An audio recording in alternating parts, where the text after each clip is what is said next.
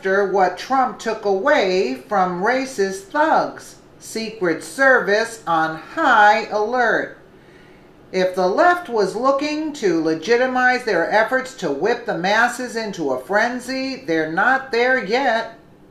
The liberals like to make sure that everyone knows they're a friend to the underprivileged, and we're going to bat for the welfare rights that so many of them hold dear.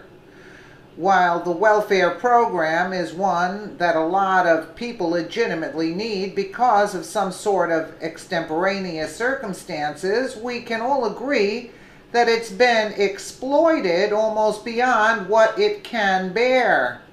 That exploitation has taken place by those who think that the world owes them something and have decided it's okay to give in to their violent urges when those things they feel entitled to are threatened.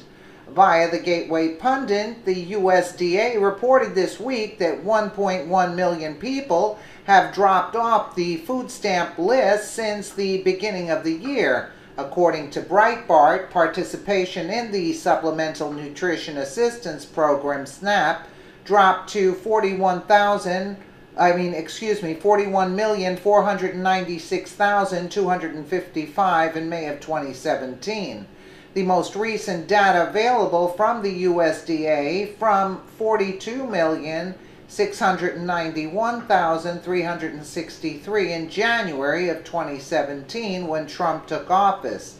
To most Americans, that was welcome news, but not to this group of gangsters. These young men flashing guns released a video threatening to assassinate President Trump for taking their mama's food stamps. Gangster with a gun, I'm laughing, but it's not a laughing matter. I really want to go to war with Donald Trump because Donald Trump wants to take food stamps from my mama. And that's all the blank she got. Blank, warning, strong language. But this is a tweet by Red Pill.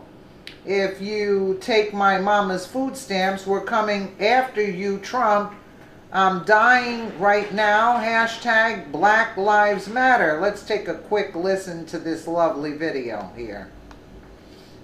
Hey, say, look, you don't want my problems, I just got my titties done. This a seat cup, I got 100 on the gun. All these fucking drums, all we know is red rum. Come through in this front, we gonna show you a world stunt. Now, what up, bitch? Drum game, bitch. Drum game, bitch. Fuck your 50, nigga, get 100, nigga. We got K's out here, look. They can't hear that bitch, look. They can't hear that bitch. Man, what it is, nigga? What up, nigga? Keep that fucking macaroni. Y'all know what's up, nigga. Let's get it, nigga. Let's get it, nigga. 100 round, nigga.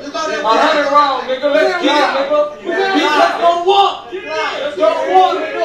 Yeah, nigga. On Shake Street. Yeah, nigga. Yeah, nigga. Y'all criticizing me now. Y'all scared because y'all see nigga got motherfucking 100 round shit. Take fucking government to war, take the army to war, take the brave team to war. I can go to war with who the fuck I want to, but I really want to go to war with Donald Trump because Donald Trump trying to take food stamps from my mom, and that's all the fuck she got, bitch ass nigga. So you niggas better stay the fuck down. Look, long as the motherfucking government let us keep food stamps in Sherwood, we gonna be good. But the first time this nigga pass a law talking about he taking Louisiana Purchase, shit gonna get ugly. I swear to God, on every motherfucking chain I got, on my dead people in the backyard bed, bitches gonna go down. And I'm talking about all the way down, nigga. I'm talking about that mean no more barbecues, that mean no more nothing. You gotta understand, baby, them children love Fruit Loops. They love that shit. So if you take that shit, nigga, it's coming with the madness, and the nigga ain't gonna play about that. So y'all, what y'all need to do is take Donald Trump and let him know it's up over here. We won't walk, we gonna declare war. And I ain't worried about ISIS because they just called me, they want me to fuck with them now.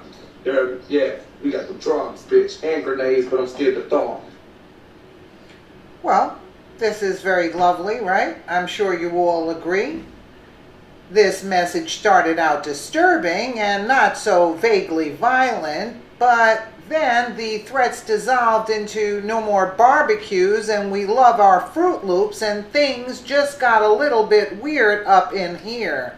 Of course, the whole tirade was an emotional rant, but that last part showed the emotional maturity of the guy who's waving around guns and threatening the president. I hope these jokers aren't brazen enough to try and take action against this monster that the media has created and put the president's face on, but they might just be lacking in judgment enough to do it. Freedom Daily reported on the traumatic event that these fine, upstanding Democrats speak of. The president promised to cut away the bloated and unproductive system that allows the able-bodied to mooch off the taxpayers, and he has done just that. According to new reports, more than 1 million Americans are now off of food stamps since the president took office, and that decrease was just what the numbers showed as of May of this year.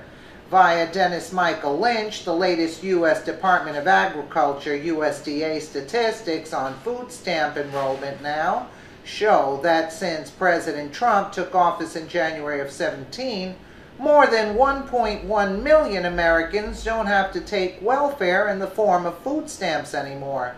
Participation in the Supplemental Nutrition Assistance Program, SNAP, dropped to 41,496,255 in May of 2017, according to the most recent data available from the USDA. This number is down from 42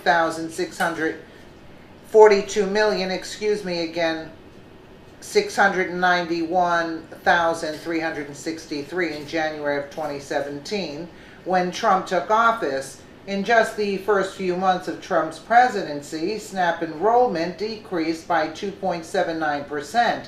On average, food stamp participation in 2017 has fallen to its lowest level since 2010, and the latest numbers show that this trend is continuing. In case you're wondering what those numbers mean, the breakdown is that for every month this administration is running the country, they're on average reversing a year's worth of damage done to the welfare system done by the prior administration. If you're a Democrat, it makes perfect sense that you'd want as many people as possible on government assistance. No better way to make a Democrat for life than to pay them and then threaten that their money will be taken away if they don't vote for your candidate. The problem is that the balance is severely off at this point because the economy can't handle this many freeloaders. President Trump gets that and is doing something about it.